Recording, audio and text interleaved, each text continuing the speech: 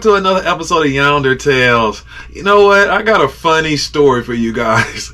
A couple of years ago, I was fishing a Pro-Am. Where I'm fishing a Pro-Am is a tournament where I'm in the front of the boat and I have a co-angler that's in the back of the boat. But this Pro-Am tournament was shared weight, meaning we're pretty much a team on the boat. My weight, combined weight between my fish and his fish is combined for our heaviest 5, and we bring them up to the scales, and whatever the weight is his weight and also my weight.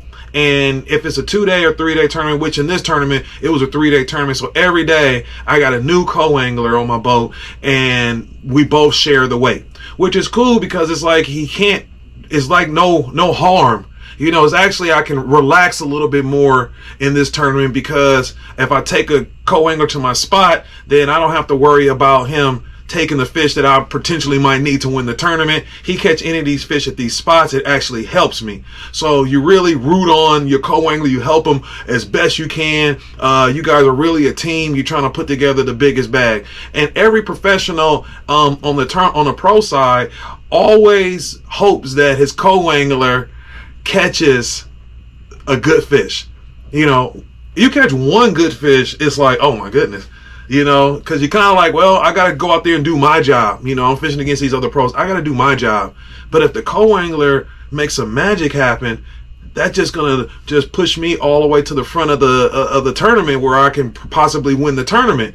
And every day I have a different co-angler, and that's all you can ask for is the co-angler put some work in. And if the co-angler don't catch no fish, it's all good. You still got to do whatever you needed to do, right? So a couple of years ago, I fished this one bass tournament up at Clear Lake.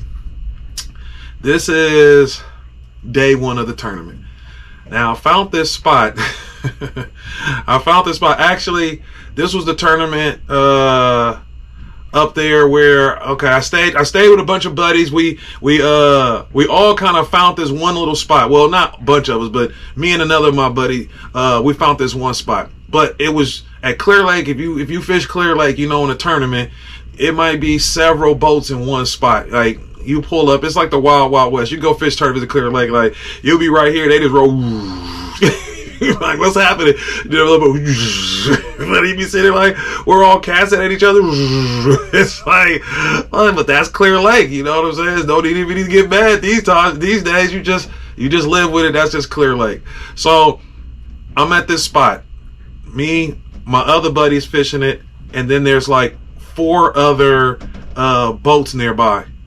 Now, it was so funny was we all catching fish. Everybody's having fun. I'm catching fish. My co-angler still haven't caught a fish yet. Right? Now, the boats next to me, I'm looking, you know, because while you fishing, you always looking. You're looking at what other people doing. You're just looking around.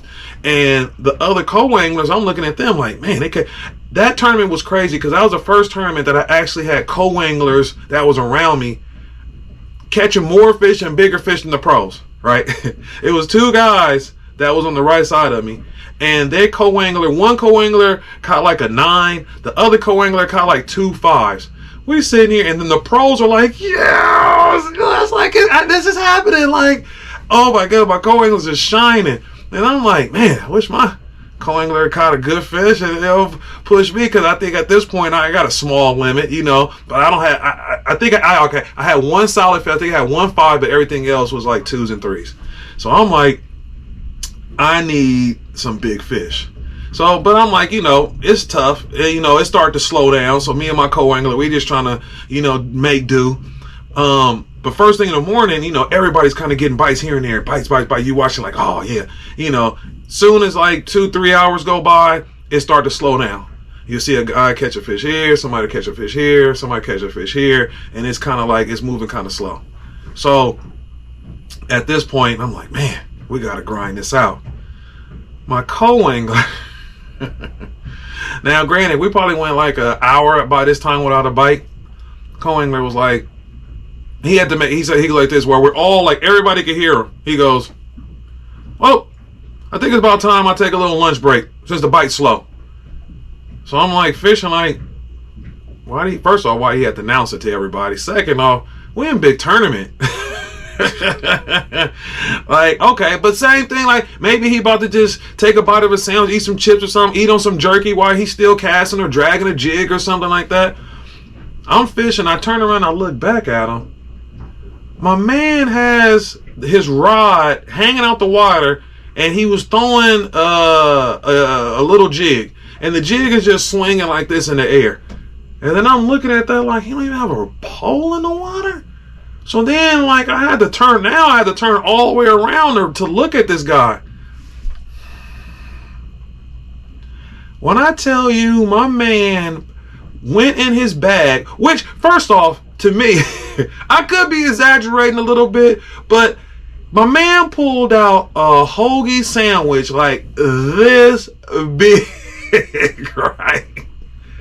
It was so long, he had it like linked up against his rods in the corner where you keep your rods in the boat. He had like 5-6 rods there. They all linked there. But Subway sandwich is linked there. And how the Subway sandwich, I ain't gonna say it was even a Subway sandwich. It was like it was fancier than Subway. He had like some special paper on there, and it looked like it was like a rod sock. I thought it was one of his fishing poles, y'all. I ain't gonna even lie.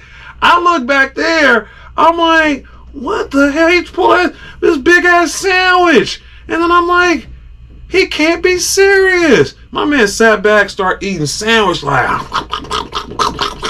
My man sat there and ate sandwich for like an hour. Sandwich so big, he was sitting back there nonstop eating. Sandwich didn't even disappear. Sandwich still looked the same length that when he ate those. He sat there the whole time. And I'm just looking back at him like this while he eating sandwich and then watching jig and rod just flap in the air. And I was like, you're on your own, Oski. And I'm still tripping like, that's the biggest sandwich I ever saw in my life. And a guy's eating it during a big tournament. So then he takes sandwich. Looked like he took 2 bites, but he took 1,000 bites. He wrapped it back up in special paper, leaned it back up against the rods and everything. He get his rod. He stand back up on the back of the boat. And then he got to make another announcement. He was like, look like I didn't miss nothing. Nobody didn't catch anything. That's good. And then make a cast. I said, I just giggled to myself. Like, you fish enough tournaments, you bound to see everything. I looked at my man to the right after he announced that speech. I looked at him. He looked at me. He was trying not to and I was like, you might as well just go on and laugh, man. You see what's happening to me over here, man. We need a fish just so we can stay in the game. I'm trying to, you know what I'm saying? Like they say, you can't win a tournament on the first day of a 3-day tournament, but you damn sure can lose it. You fall too far behind, it's over. So, you know, I'm up there like knowing like, man, if I grind this out all day, that I might just keep myself right in contentions to keep on going to the next 2 days. And once my man pulled out submarine sandwich, that was it. I went down like a submarine. Like, that was it. Crash and burn. Tournament was over. You know, my other 2 co-anglers, I mean, we had good times, but it just wasn't enough. I dug the ditch. You know, in Clear Lake, it don't take much. You fall on the first day, they be so far ahead, you can't even see them. You like, that's it. Put boat back on trailer. But I said, I would never forget you, man. You had the biggest sandwich I ever seen in my life. And you pulled it out on game time. Kicked your feet up, had your rod. I would respect him more if he just threw out the jig and just let it just float out there. And just sat there like this. But he couldn't it'd been no way for him to hold rod and eat big sandwich like that at the same time. It was no way. Like, my man, the sandwich was so big when he was eating it like this, it was like mustard and mayonnaise like all over his face. He had to keep taking his glasses off to clean glasses because it was just like he couldn't even bite it. It was just it was a spectacle. Yeah. And that there, ladies and gentlemen, is a YounderTale. Yeet